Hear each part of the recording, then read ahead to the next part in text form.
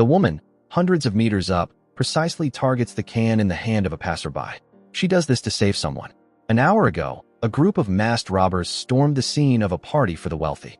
The leader, without a second word, threw out a gas canister, then quickly put on an oxygen mask along with his subordinates. In just a few seconds, all the tycoons in the hall lost consciousness. It seems this was a pre-planned attack. The robbers even brought a pile of bombs. The police didn't dare act recklessly, placing all hope on the woman outside the window. Speaking of this girl, her life is actually very chaotic. Her name is Joey, a freedom-loving girl since childhood, but her family wasn't happy. She has an older brother with autism, and her father was very hot-tempered, often scolding the brother and arguing loudly with the mother. So after Joey grew up, she found a job cleaning high-rise windows. This helped her feel better and escape the world's conflicts. That morning, Joey was woken up by the alarm clock. She didn't know how many times it had gone off already. Seeing it was late, Joey hurriedly got up to wash her face. The phone kept ringing continuously. Just then, the care facility for people with autism called again. The director said her brother Michael could no longer stay there. While they were talking, Joey's phone kept ringing nonstop. The director suspected Michael had hacked into the facility's computer and seen some top-secret information. From there, even more unbelievably, Michael had sent it to the local media, negatively affecting the facility's reputation. Therefore, the director suggested Joey pick up her brother and take him home. Michael was very happy after hearing this, but Derek, Joey's supervisor, called. If she didn't get to the company before 2 o'clock, she didn't need to come in anymore. Just then, her motorcycle broke down again. Joey had to take her brother by bus. Michael said he couldn't be blamed. Those bastards had to pay the price. Joey wanted to say a few sarcastic words to her brother, but he said she had gotten on the wrong bus. The two ran for their lives, finally getting on the right bus. But this frantic race caused Michael's autism to flare up, shouting loudly in the street. Fortunately, Joey was very patient. After comforting him, she took him straight to her workplace. After asking a colleague to settle him in, Joey hurried up to the control room upstairs. Derek wanted her to work an extra hour. This time she would have to work until late evening. Very quickly, Joey, fully equipped, rappelled down to the 50th floor of the building to carry out her cleaning work. Her colleague Noah also came to talk to Joey, mentioning her bringing her brother to the company. If I hadn't brought him, I would have been fired. A while later, Noah's shift ended. Joey had to finish the remaining work by herself. Suddenly, Michael appeared in front of Joey, leading to an argument between them. Michael ran off frantically. At this moment, Derek asked again if she had finished cleaning the 51st floor, because a party would be held there, attended by numerous high-ranking officials. Joey intended to lie that she had finished cleaning, but Derek didn't believe her, forcing her onto the platform immediately. Joey was about to go crazy. Her brother's whereabouts were unknown. She could only quickly complete the task. But because she was frustrated, Joey lost focus and dropped the sponge in her hand. This time Joey caused trouble, but it seemed no one noticed where the sponge came from. Meanwhile, a group of masked people arrived at the building, apparently a performance troupe invited by the assistant manager. Then, they went to the meeting room on the 51st floor, but these people looked somewhat off. After entering, they spread out, looking around. Joey outside saw nothing amiss, so she told Derek to pull her up. Although Derek was a bit of a jerk verbally, he still pulled the lever. But suddenly, several masked men burst into the control room, and without a word, shot Derek dead. His body fell, hitting the platform switch, causing it to descend, finally stopping midway. Joey thought he was messing with her again, unaware that the robbers had taken control of the surveillance system and the platform. At the same time, the masked men in the hall also began to act. Everyone put on oxygen masks. Then the anesthetic gas canister disguised as a drink started releasing gas. Everyone was knocked unconscious. Michael, inside the building, noticed the smoke and felt something was wrong. He quickly hid in a storage room. Then, the robbers started putting oxygen masks on the billionaires. When these billionaires opened their eyes, they were already under the control of the mysterious individuals from before. However, the leader of the robbers noticed one person was missing, so he sent his subordinates to search. At this moment, Joey was right outside the tycoon's window, just in time to see the robbers push open the door and put an oxygen mask on the tycoon. Unfortunately, the tycoon saw Joey outside the window, repeatedly saying, "There's a cleaner." But unexpectedly, the robber thought he was talking about him, so he took off his mask. It was Noah, Joey's colleague. Very quickly, the wealthy group was gathered in one room. The robber boss told his men to play a video, then introduce their identities. It turned out they were members of a radical environmental organization. The environmental protection project the tycoons planned to invest in was not environmentally friendly at all.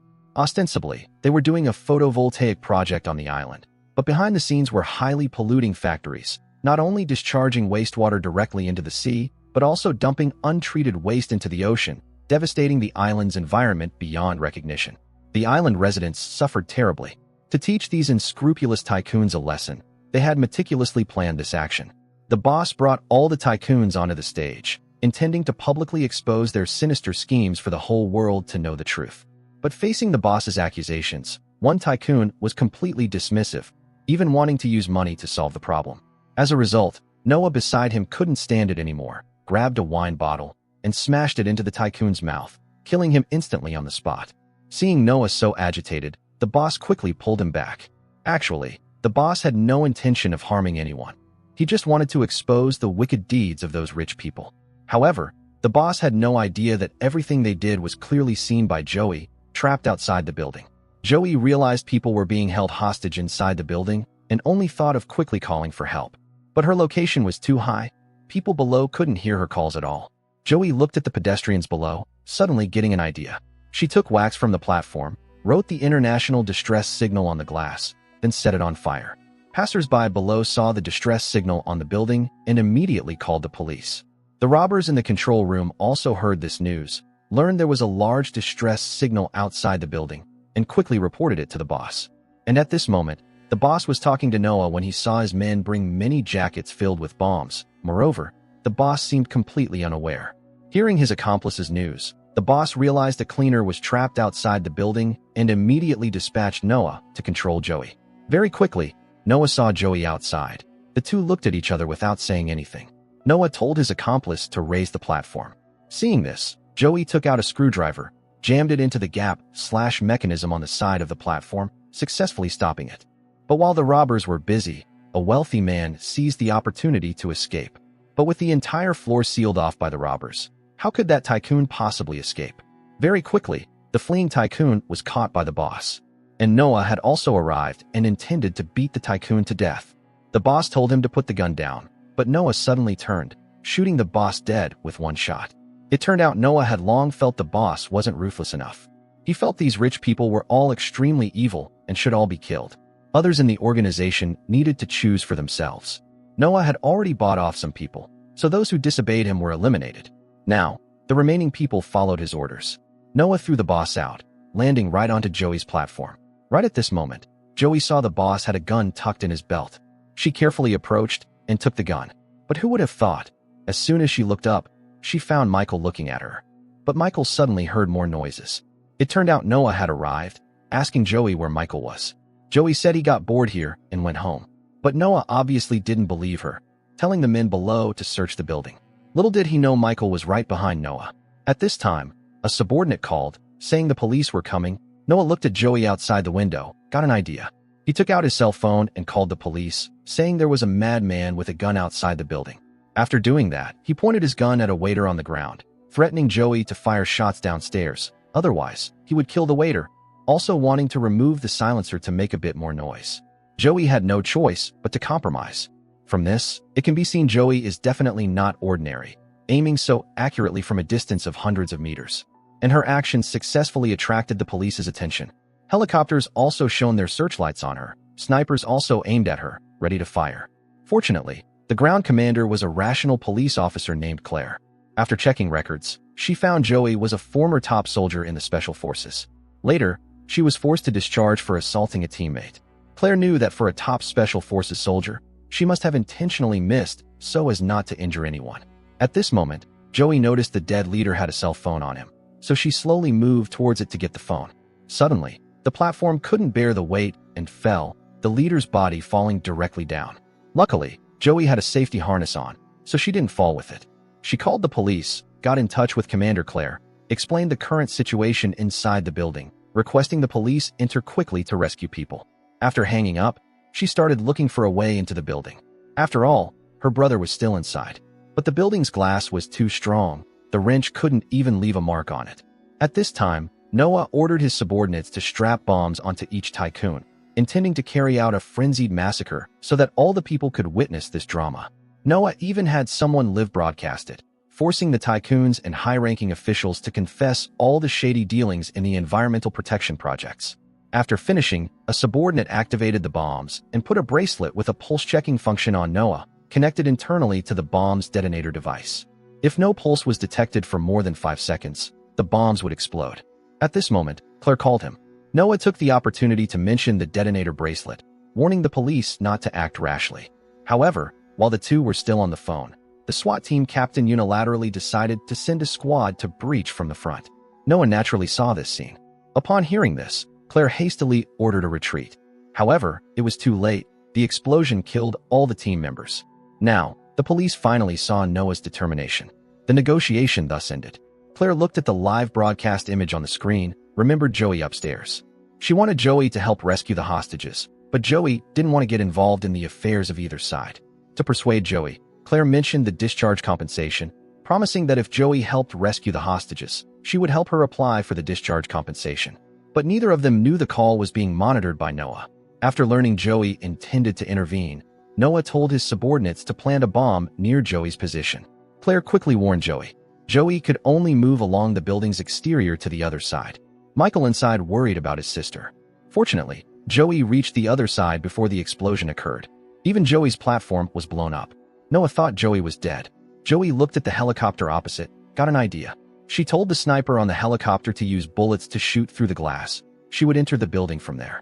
Who would have thought the quality of the building's glass was too good? The sniper fired many shots, but the glass didn't break. Joey had no choice but to take out her safety tool, intending to break the glass. But the problem was, she kept hitting it, but it wouldn't break. Instead, Joey's stamina was about to give out.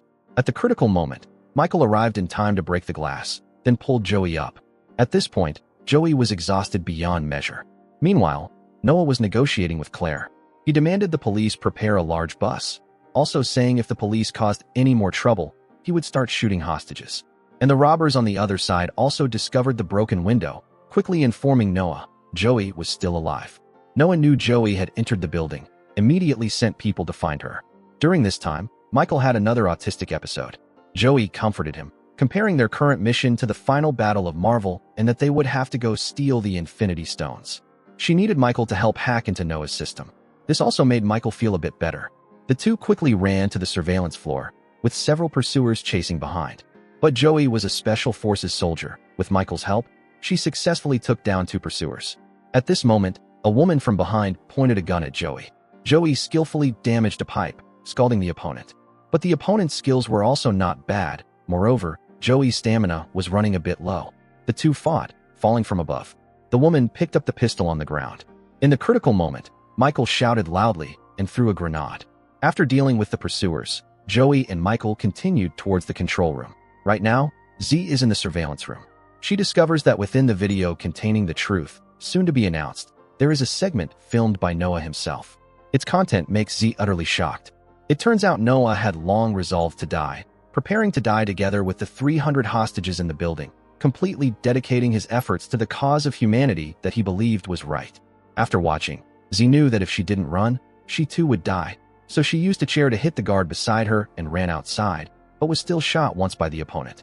At the critical moment, Joey arrived just in time and shot the opponent dead. Disregarding Z's life or death, he and Michael went into the surveillance room. They also watched that video clip.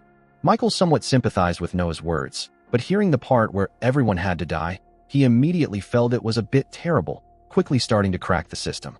At this time, the building's elevators were all controlled by Noah. They had to unlock all the elevators and cameras.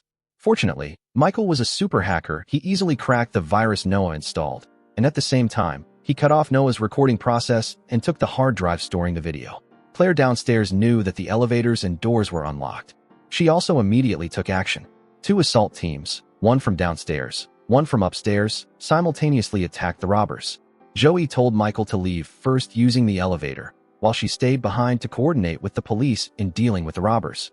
Noah in the main hall also sensed the situation was not good, immediately forcing bombs onto the billionaires, then personally went to find Joey to settle scores. At this time, the police also broke into the building, but Claire warned they couldn't directly kill Noah, otherwise the bombs would explode. Noah led 2 subordinates to catch Joey. The first pursuer was strangled to death by Joey. Then she picked up an axe to ambush on the side. At this moment, The Special Forces team had also stormed the main hall, eliminating the minions, starting to try defusing the bombs. However, the explosive device was very complex. There might not be enough time. Noah sat in the building waiting for Joey to find him, not even intending to resist, planning to perish together with those rich people. Seeing Joey show no reaction, he attacked her, subdued her, then forced her to reveal the location of the drive. Of course, Joey didn't have it with her. The two struggled again, but Joey was more skilled, kicking him out the window with one foot. Noah could only cling to the cable. At this point, he started ranting about his grand ambitions. But Joey raised her hand. Unexpectedly, during the previous struggle, Joey had put the detonator bracelet on his hand. Finally, the police had enough time to defuse the bombs. The video also did not leak out. In the eyes of outsiders, this was just a terrorist attack. And Joey also received her discharge compensation as agreed. With this money, Joey no longer needed to do the arduous cleaning job. Later, she found her brother and hugged him tightly. From now on, the siblings would be closer. Joey also planned to care for her brother more. And that hard drive was still in their hands. They released those videos online, exposing the rotten lives of the rich, which could be considered fulfilling Noah's last wish. The movie ends here. If you like my video, please subscribe to the channel. See you in the next video.